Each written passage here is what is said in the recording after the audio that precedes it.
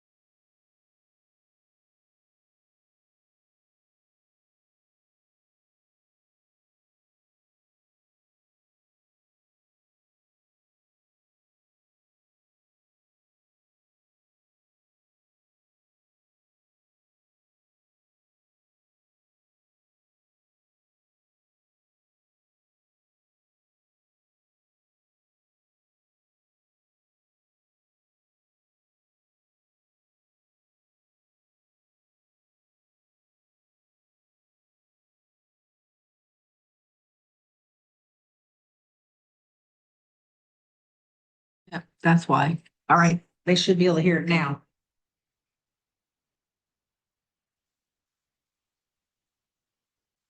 Okay. We're back a couple of minutes long. This one, you're back when. So you're back on. We're not back, I'm not. One more. We have to put the presentation back up. So, Gary, do you know how to put the presentation back up? No, it's on here, but it's not on the Zoom. So we gotta reshare that window on the Zoom. Where'd it go? Don't know. I guess it got closed, but. You can't, that's not gonna work because the rules. Need to do from that.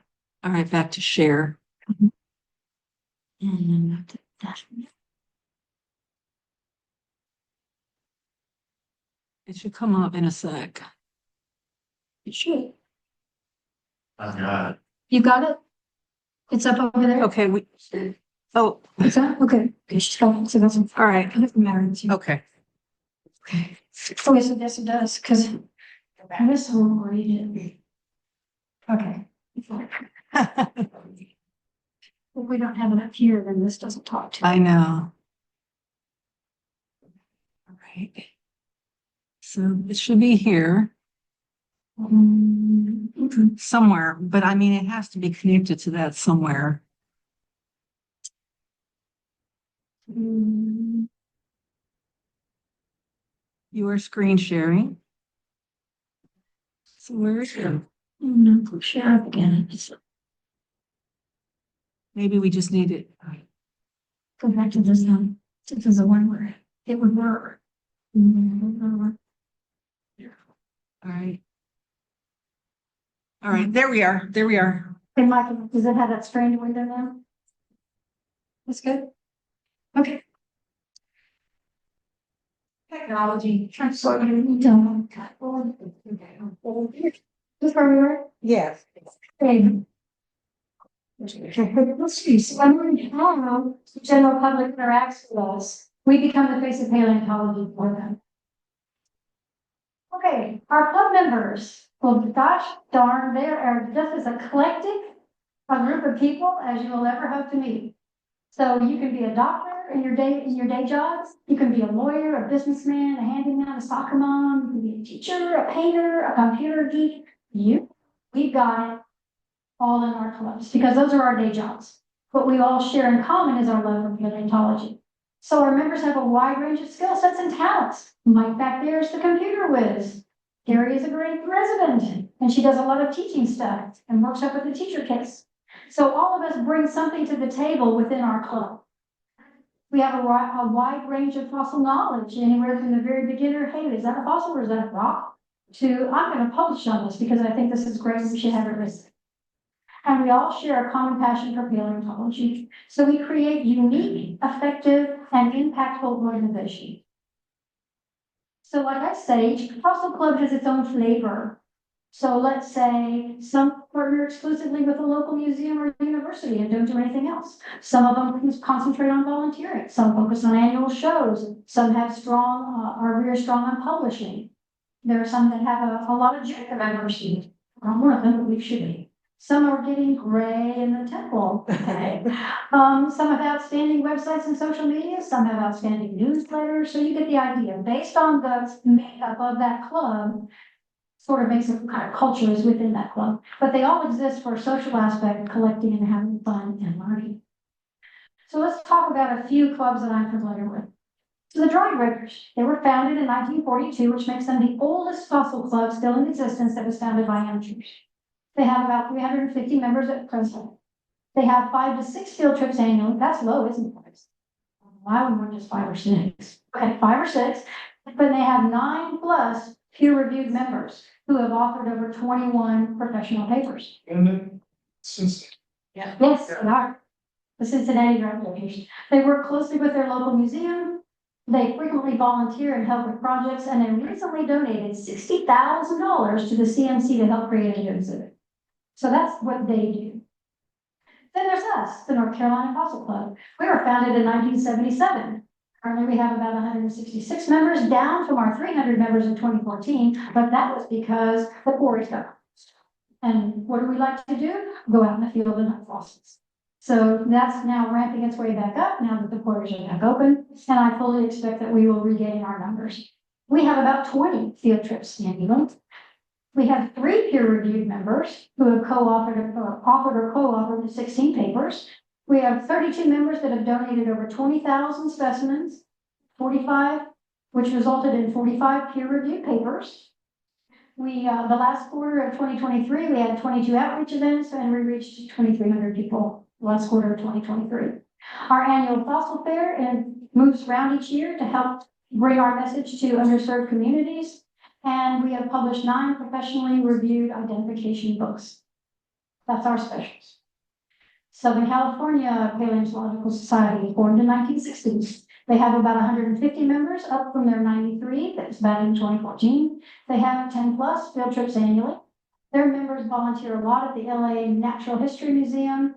They judge and give scholarships to their annual fossil fair winners in middle school and high school, and their members have donated thousands of fossils to multiple universities. Then there's the Austin Gem and Mineral Society. These guys have been around, and actually started as the paleo section of the Austin Gem and Mineral Society. So they started off as just a subgroup of the Austin Gem and Mineral Society. Then they became a standalone club in the 1980s. They have 246 members currently, up from their 200 in 2014. They have 11 to 12 field trips annually. They do a lot of outreach. Their members volunteer at the UT non-vertebrate and vertebrate laboratories in Austin. They make and give away fossil teacher kits by the hundreds every year. They have an annual Fossil Fest show in Austin, Texas, and they partner with the Austin Gem and Mineral Show also in Austin every year. The Dallas Club, founded in 1984. It's a monster. They have 600 members, up from their 300 in 2014. So I don't know what they're doing, but they're doing it right. They have 11 to 12 different field trips annually. They have a wonderful junior pit crew program. That's where they're getting a bunch of their membership because they have a great junior. They publish their own occasional papers. They have done lots of outreach. They have an annual fossil mania show in Glen Rose, Texas annually. And their members volunteer at a variety of different museums around the state. And they have given out over $20,000 in scholarships. So all of this stuff tells you that we have a really positive impact in paleontology. Our meetings provide a venue for practicing talks for like GSA and things like that. People come in and practice their talks here before they go and give them before a convention. Our field trips we're the boots on the ground for the people out in the field. Right? We're out there in the field collecting the specimens that we then find, this is unusual. Let's take it to a museum. The museum says, oh, that's great. I want it. I want to write it up. Okay. So that's the conduit through which a lot of these things get to the professionals to be written up. Our outreach, once again, we're that face. We do more outreach than any other group around. We volunteer our time, our manpower, our expertise. We donate specimens that are scientifically important. We publish occasionally, publish professionally reviewed papers and things along those lines. We publish peer-reviewed papers, and we donate money in the form of scholarships and grants. All of us. Every club I have ever belonged to has had a scholarship or a grant. There's us boots on the ground. There's some people that you recognize, some people that you don't. There's Trish. See, you can still do that. Yes. That's right. Okay.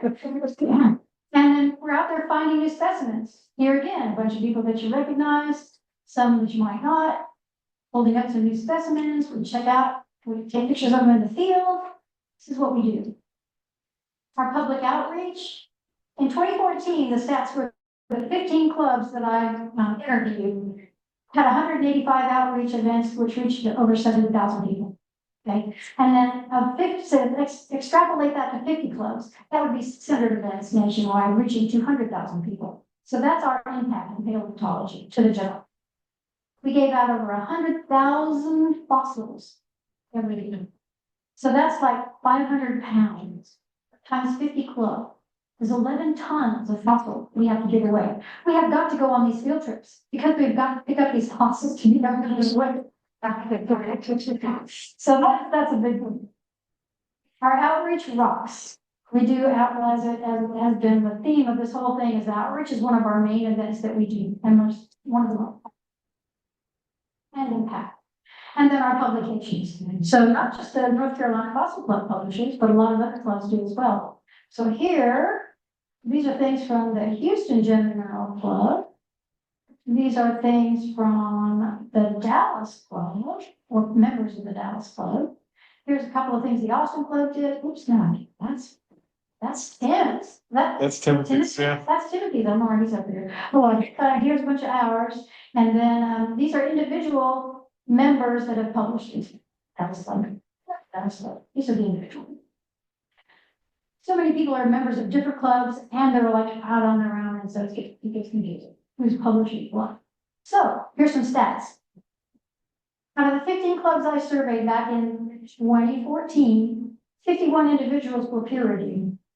That's a big deal. That's a lot. That's a lot more than I thought it would be. The dry dredgers had 9 members peer reviewed with 21 papers, and we had 3 members with 16 papers. And amongst these clubs, there's numerous Strimple Award winners. It looks to me from this list down here that the dry dredgers and the NCFC are in some sort of competition with each other. Strimple Award, but I don't know what's going on.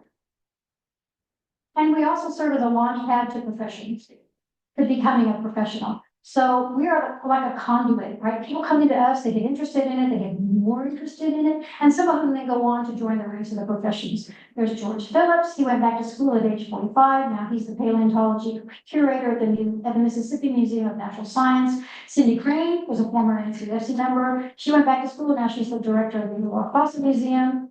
And Emily, our little Emily.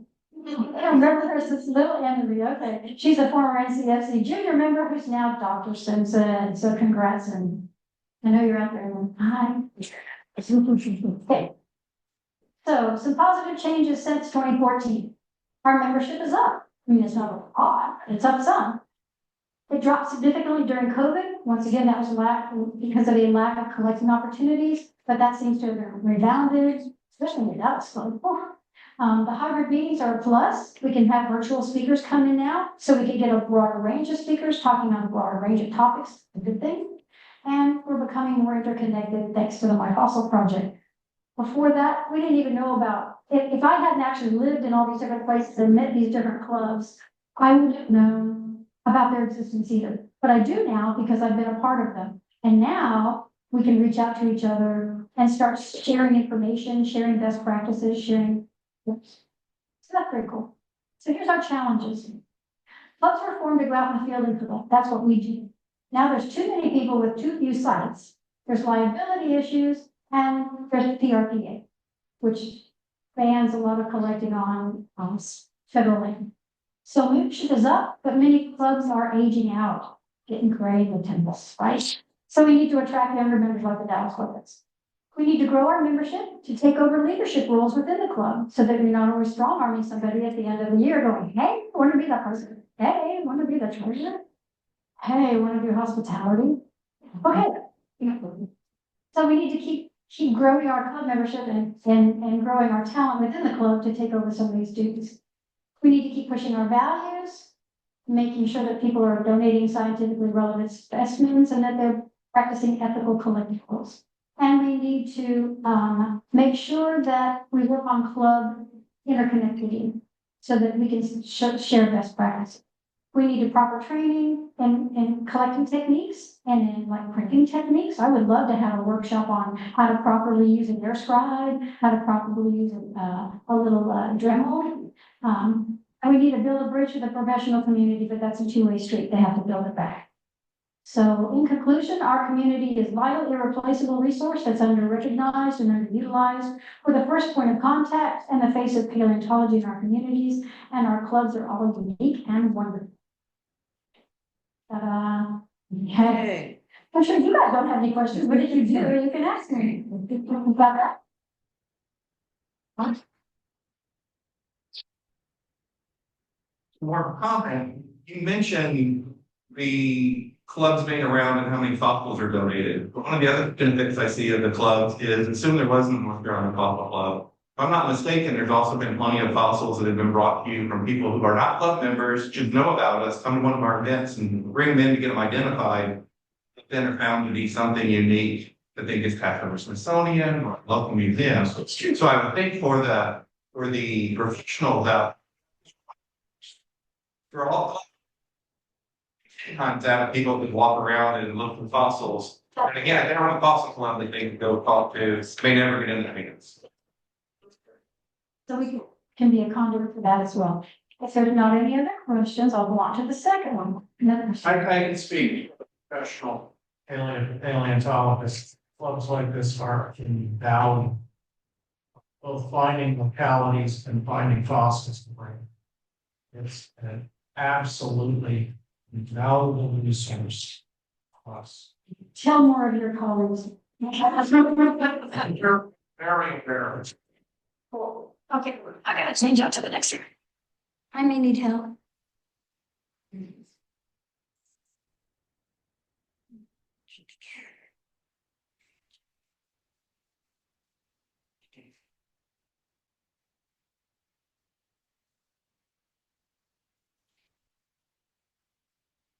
How do I get? You closed the window you need for screen sharing. Yes, you did. How did I do? Open where it says mic at the top. See the little black square that says mic? Yeah, try to open that and that. I have to get to the presentation now. Yeah, but yeah. Yeah, I mean, I can do that. Now what? Now go to share. Okay, And where's it will open that and then you need to go to I have to find your desktop. It's not here. browse. Is there a place that says browse? No. There is not. I was trying to get back to your desktop so I could open it there so then I could share it. Okay, well, you'll have to minimize up at the top. I mean, the whole screen, not just your white screen, black screen behind it. Yeah, minimize that and minimize that, but again. Okay. Okay, almost there. Yeah, and Got it. now it should be behind screen sharing has stopped. You can probably move that, drag that. There you go. Ta-da.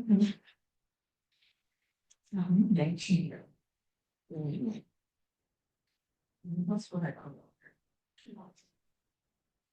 Don't want to save my copy. I just want to open the thing.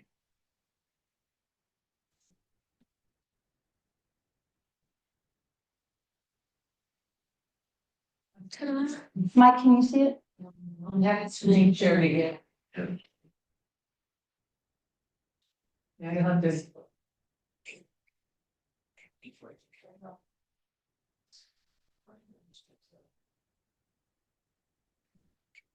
Where's the little sherry thing? You might probably have to minimize the screen some in order to see it. I did. Yeah. Let me come down.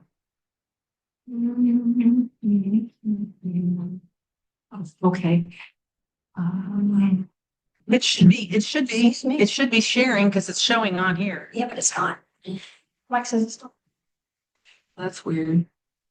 If you click on that, you can get into Zoom again and then do share. Open. Sorry. Now you should be able to, That one's the only one. yeah, Click with. okay, and share. Okay. Is it there now? Yep. It takes a committee. All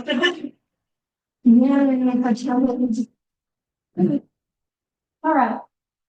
This is the one that I gave to the group of really professional people. That one that I gave there, I gave to a group during a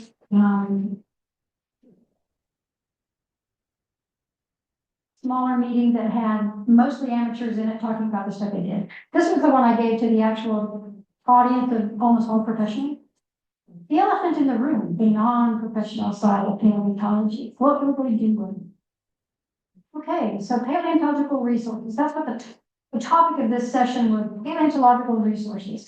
And when they said that, their description of what a paleontological resource was collections in this museum, research being done on the collections in this museum or university, how we were going to staff that museum or university, how we were going to do this. And I'm like, but we're a really big resource. So maybe you should think about us as a resource too. So that's this talk. So first off and foremost, what is a paleontological resource? Well, it can be a fossil collection, regardless of where that collection is, whether it's in a university or museum or in private hands. Identification, curation, and housing. But it also encompasses things like specimen preparation, research, and publishing. So locations, as Jim said, we're out there finding the sites that people can go and collect on. Manpower, funding, teaching, guiding, mentoring. Amateur collectors, fossil clubs and societies, fossil parks, pay-to-play sites, ecotourism, and dealers. Now, my initial thoughts for this talk was that I was going to talk in depth on all of those subjects. And as soon as I wrote that slide, I went, well, I bit off more than I could chew. So we're just going to hold this down to a really narrow focus. How do you spark interest in paleontology? There's a couple of ways. It can be finding your first or receiving your first fossil. And you can do that in a lot of different ways. You can do it while you're on a walk or a hike. You might find it on a field trip or at a fossil park. You might find it at a pay-to-play site. You might find it during some paleo-ecotourism. You could get it at a gem and mineral or a fossil show or an outreach event from one of our people.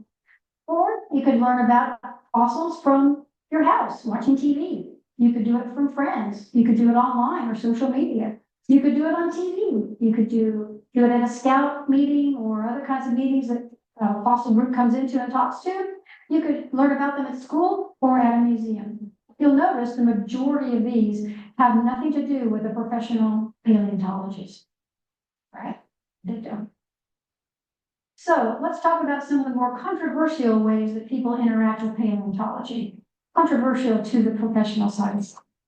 Those are pay-to-play sites, ecotourism, fossil dealers, and fossil parks. Because for the majority of the people out there in the professional world, those are like bad. Very bad, very bad. Okay, so my first experience with going to a fossil pay-to-play site was when my mother took me to Ulrich's Fossil Gallery when I was about 15 years old. So she took my sister and I don't know where my dad was, but he was on smart. So my mom, my sister, and I, three girls, we go to Ulrich's Fossil Quarry. We met with Carl, And he showed us around his shop, and then as it was getting sort of later in the afternoon, he piled us into the back of his pickup truck, drove us up to the top of his bluff where he was starting to have his little quarry, because it had only been enforced for like 3 or 4 years by the time we got there, maybe 3.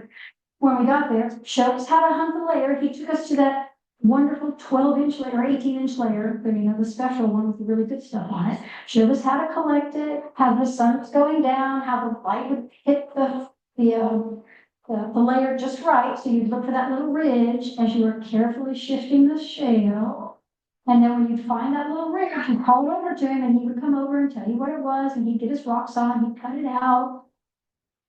Cool. So by the end of the day, we each had a couple of fossils that he cut out for us. He gave my mom a diplomiscus that's this big because it was in a hard layer. And he goes, I don't even want to bother to prep that. You can have it if you want. He cuts her out this giant diplomiscus, gives it to her. But what he really did was share his expertise and knowledge with 3 girls, a mom and her 2 daughters, back in the late 1960s. Okay, that was invaluable. One of the reasons I'm here today. Because that was a really good experience for me, right? Okay. So that was wonderful. So later on, I've taken my son back there, and here's me with Carl a couple of years before he passed. So we've gone back there multiple times. It was such a really good experience. Paleo Adventures, Walter Stein. He helps people go out and dig dino bones. You were there. So Walter has come up with the absolute best methodology for getting people to work your fossil site. So he's got a dinosaur bone quarry that he leases.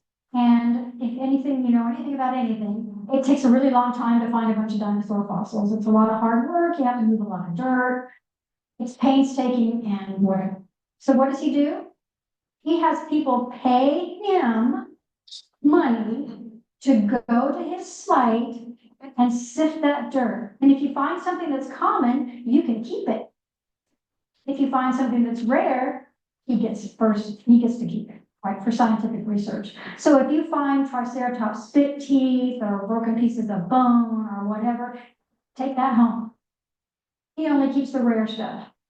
And so people pay $200 to $300 for a 4-hour stint, 4 to 5 hour stint at his quarry, moving his dirt.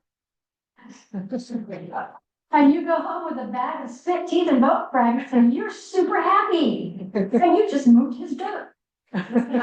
What is not to love? Okay, if every vertebrate paleontologist adopted that methodology, you can clear your farms. You don't want the common stuff anyway. Professionals, come on, let us have it. You just gotta throw it away. Throw it away, but they'll ignore it and leave it there to deteriorate. So that was just a super idea. Okay, Black Cat Paleontological, Carol. He's been working this mountainside, Black Cat Mountain, for decades. And for decades, he's allowed people to come up and have it.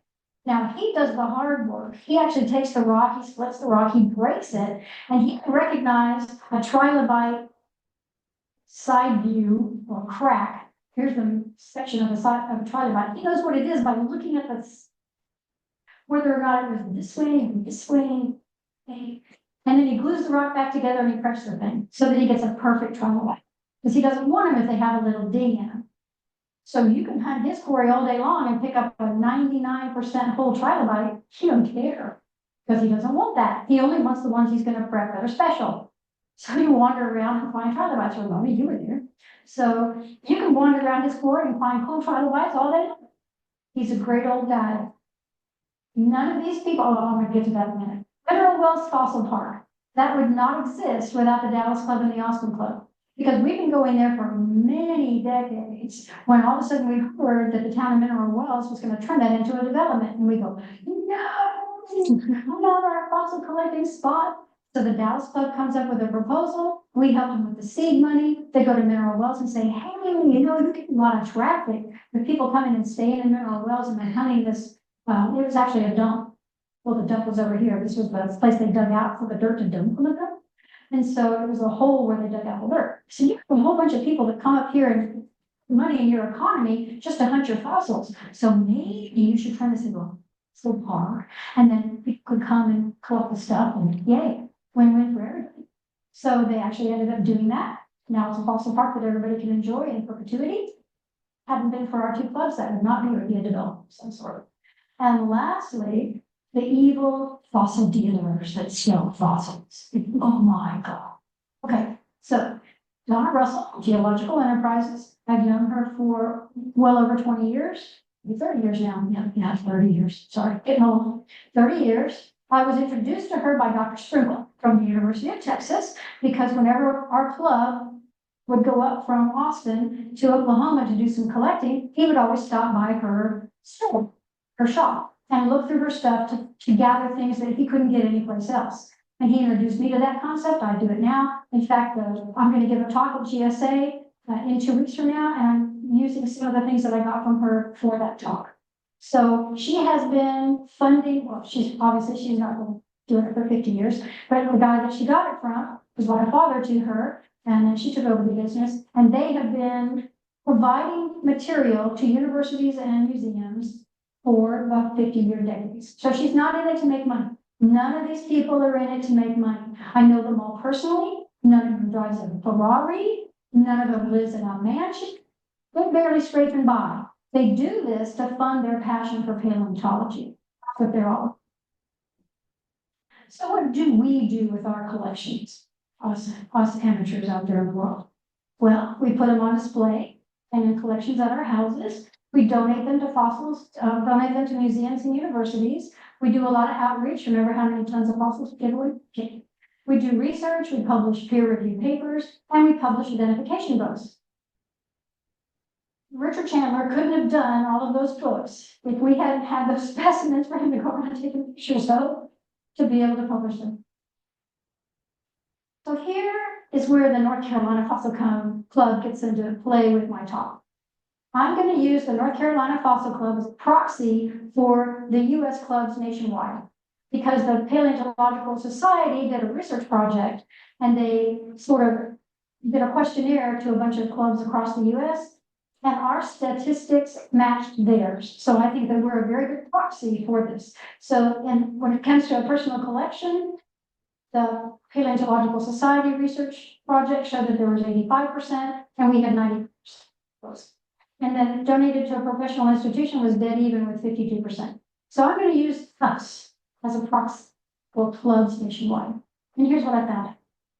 So considering that we're an average club, we've got about 166 members.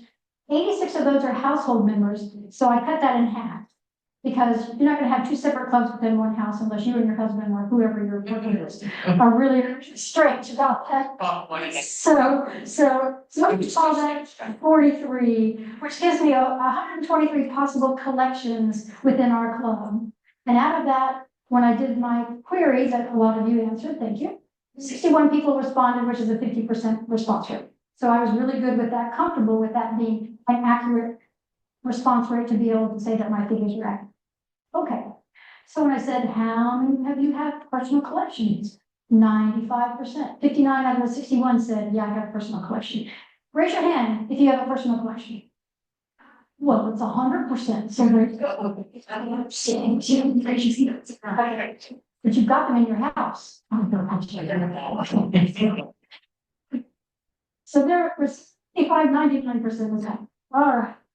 So then how big are their collections? This might surprise you. They go from, I only have like one or two fossils to, I have over a million. A million. And I'm not I am one of the million. I am one of the million.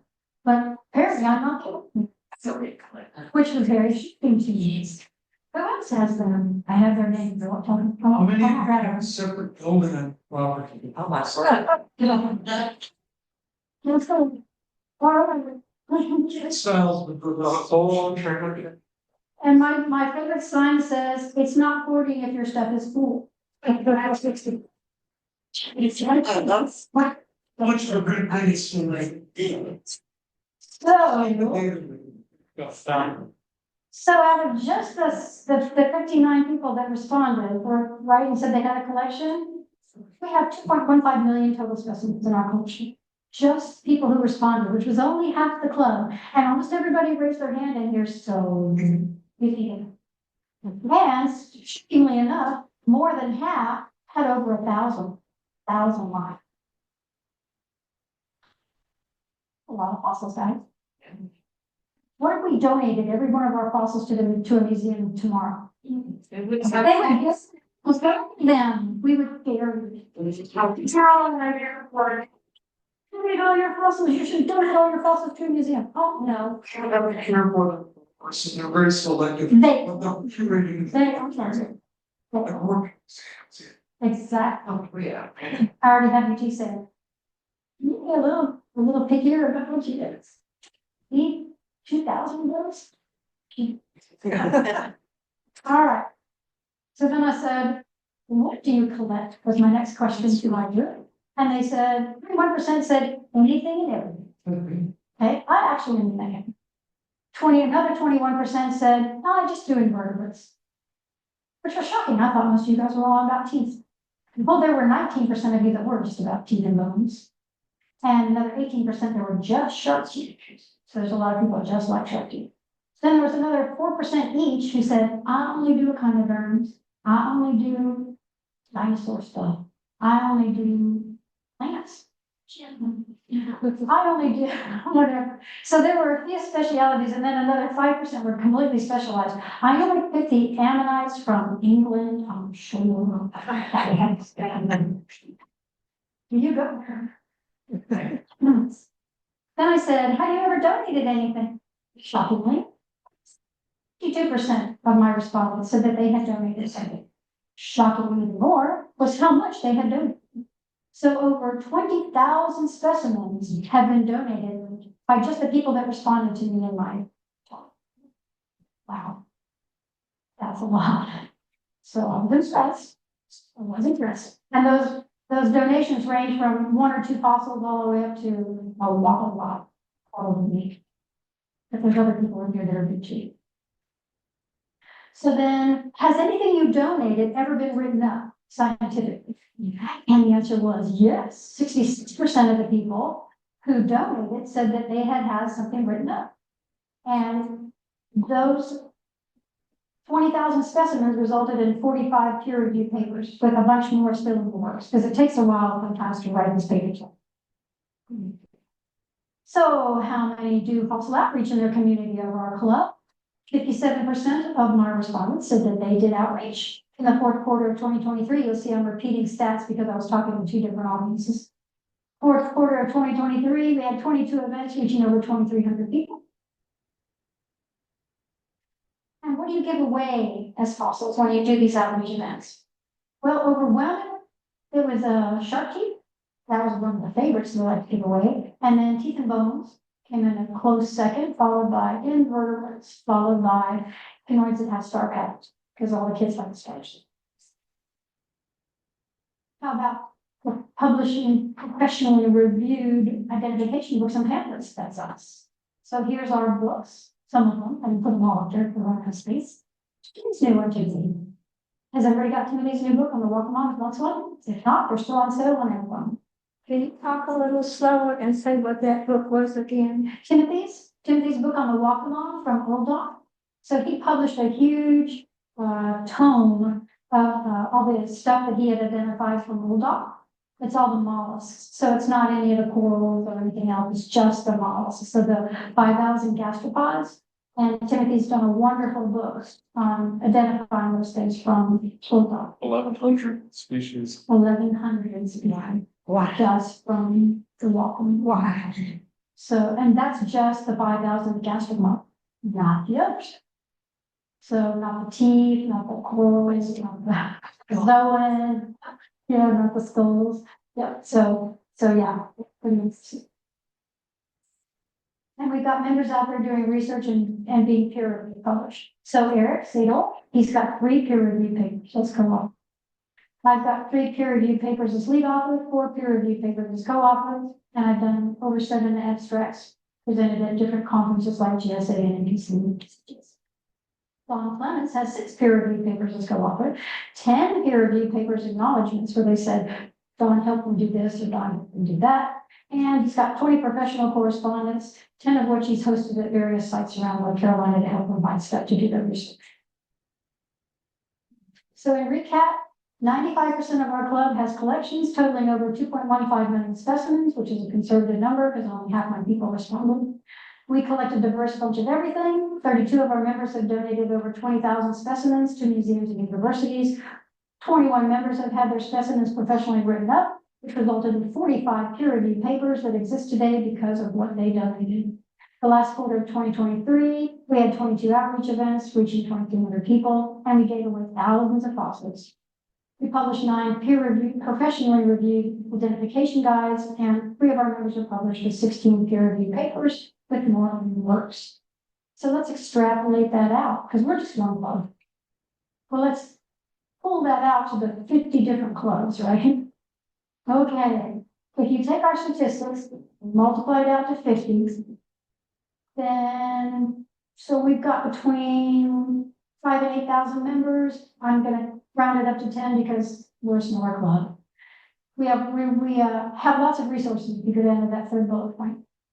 So if you take our 2.15 million specimens times 50 clubs, that's over 100 million specimens in private collections. And I would double that because only half of our people respond. And there's a lot of people with Americans in a club. That's right. And that's just close. Donations, we donated over 20,000. If you take that up to 50 clubs, that's a million specimens donated. And not to mention the field work and the manpower and the knowledge and the outreach and the education. And by the way, my numbers are all on just existing club members. That doesn't go back in history and talk about all the people that came before us, right? Which some of the clubs are quite old. The members are no longer members, so they couldn't answer my stuff. And a lot of them were still award winners. So we know that they don't get a lot of stuff. So this is just for current club membership, these statistics. So that's pretty darn impressive. And every fossil in our collections is one more potential fossil for science. If we hadn't picked it up, it would eventually have eroded away and been lost to science forever. So my final thoughts are, how many specimens currently in these professional collections at museums and universities do you think got there because of amateurs? Do you think it was 90%, 75%, 50%? I'm actually going to go with about 75. I've actually seen statistics online. I read an article that said 85%. There you go. There you go. So there you go. So I think we find the number surprising. Even Marsh and Cope couldn't have done what they did without the amateurs that were doing the digging. Okay? Because they're not out there with the chisel and the hammer and hammering the things out of the grave. They had people doing it for them who were not special. So Sue and Stan, the T-Rexes, right? Lots of scuttlebutt about Sue and Stan. Horrible things. Oh my God, they've gone into a private collection, or they got bought by this, or they did this, and blah, blah, blah. And they wouldn't even exist if the specimens hadn't been found by the amateurs to begin with. So you didn't lose anything that you already had. You didn't have it to begin with. Because they're in private collections now, doesn't mean they're always going to be in private collections. At least it exists and has the opportunity to someday get into a professional collection to be studied if that's what everybody. So I often hear unhappiness expressed when some privately found specimen ends up in a private collection somewhere. And I agree that's not ideal because you can't study and publish on it if it's in private hands. That doesn't mean, you know why? You guys know why we can't publish on something that's in private hands? Because it can't be peer reviewed. So peer review means that, so I publish on this specimen and I say, this is what this specimen is. And I have found that this is to be true. And somebody says, well, I'm not sure that's right. I need to study it too. And so they want to study it and confirm my conclusions. And then the collector goes, no, I don't want anybody else to study it. I went through that. It's all right. So now nobody can verify what went on with that specimen. So that's why it has to be in a professional institution to be peer review written up. Make sense? Just makes sense. So I get that. Okay, but it doesn't mean it'll never be available to science, unlike what would have happened if it had been left out in the ground a lot to begin with. So when balancing all the millions of specimens that have been donated to institutional collections by amateurs over the years against the few that you wish you had, but you don't, remember that none of them would exist today if they had not been saved by amateurs from eroding away and being lost forever. So that's my final thought for them.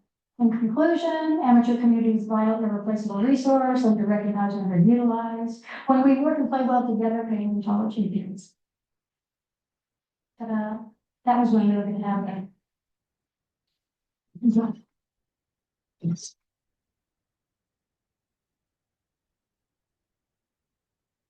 So we hope I swayed a few people's minds, right?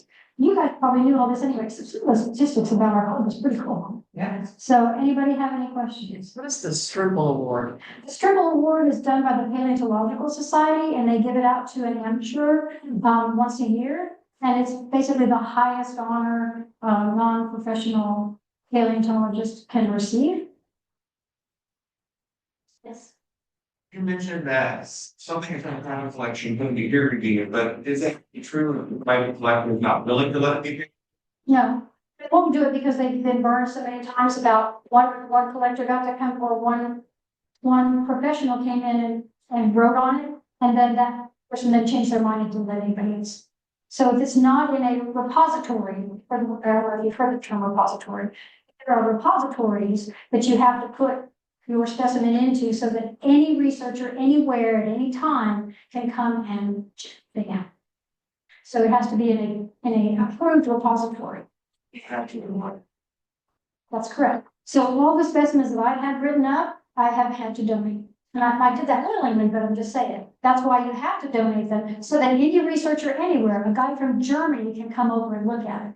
And he can see it when he wants to. He doesn't have to, make an appointment with a human who's out with their dog at the vet. Whatever, right? It's at an approved place where they can go and get it and peer review it. Yes.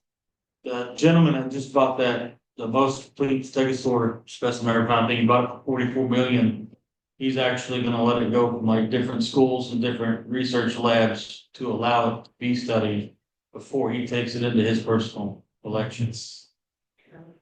That may or may not work. They may or may not be able to publish it. Once again, if it's gonna end up in a special or a private collection, I don't think that they're allowed to publish them. They're not, in fact, SDP will not let them publish on a specimen that will not be in the repository.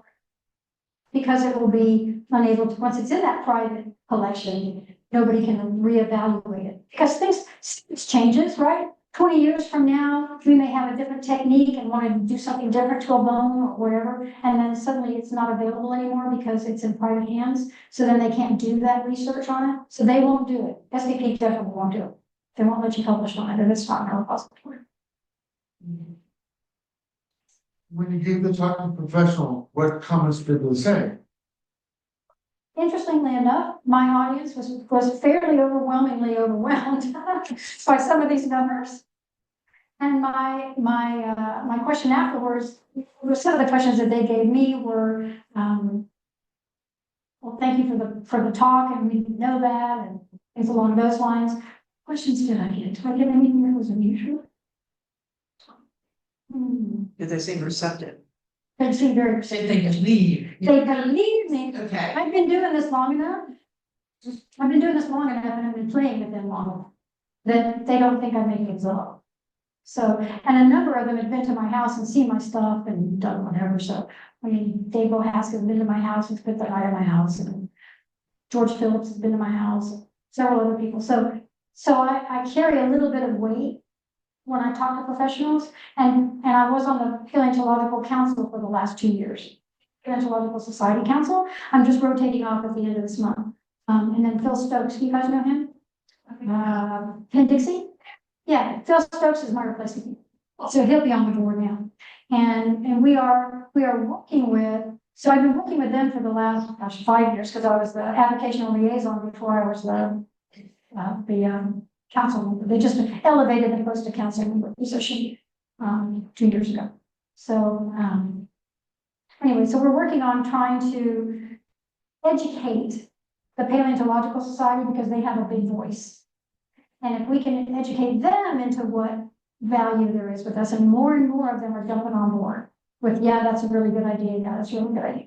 In fact, my current project with the Paleontological Society is to try to get fossil clubs to be allowed to be a member of the Paleontological Society. So you're going to hear some more about this hopefully soon. I didn't get a chance to finish it up in my 3 years, but we're working on it. So the thought process is So the Paleontological Society has an amateur or an avocational membership category where you pay $35, you can become a member. But really all you're gonna get is journal access, which for those of us who publish and do research, that's important to us. For the majority of the rest of the people in this room, care. And they don't give you anything else. They don't give you speakers, they don't give you field trips, they don't give you anything. So why would you join, right?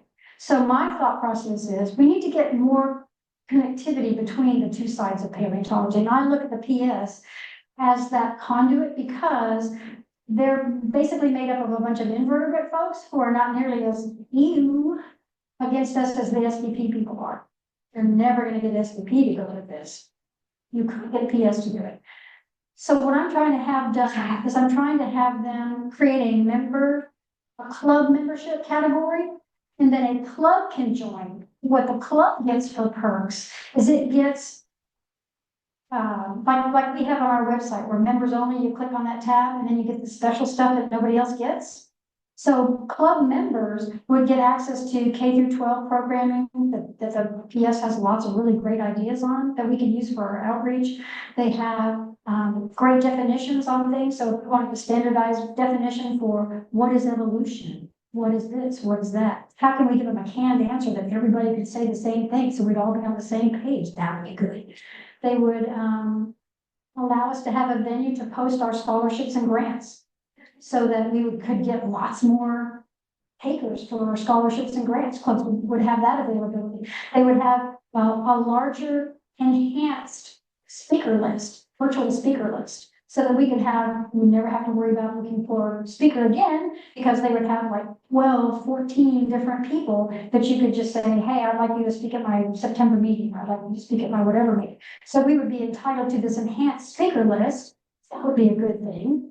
They might offer club mentors so that we've got enough professional people in our club, but not all clubs do, to have some sort of professional mentor to help them out. They would have videos on how to curate your specimen, how to pop your specimen, how to fix your specimen, and so you'd have all these different workshops that would be virtual. So all of this would be not a whole lot of expense to the PS, but a lot of benefit to a club.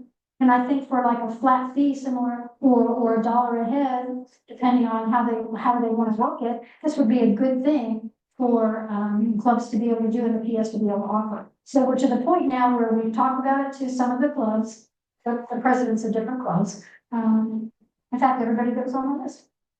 And then we've also just had our meeting with the professional people. So I pulled like 5 or 6 people off the PS committees and pulled them into my committee. And we just had our talk on the 11th, and they were all overwhelmingly positive, which hasn't been the case in the last couple of years. So that's good. So now we're to the point where I think they can take it to the board and or the council and see whether or not they think that's a good enough deal to move it forward. And that could be a really good thing for everybody. So it would help them dispel some negative ideas about us just dispel some negative ideas about them. Seems like that would be a great conduit for them to be able to reach out. Somebody that's doing research on a particular topic. And they need more specimens of a certain height. Now they've got that conduit. Yeah. They can go all the clubs and say, all the member clubs, they can reach out to all your members and see who people has the. Exactly. Likely they might have to be donated, but within, I think there'd be a lot more people that would donate. If somebody came to them and say, oh yeah, somebody. Exactly. So I can't think of a downside to this. I can't think of a downside to this endeavor. So I'm hoping that it's just get fruition sometime in the next couple of years. It's like the Titanic, working with the PS is like the Titanic. No, it turns. So we're hoping to get some good results from that. So that's what I'm up to in my spare. Any questions? No?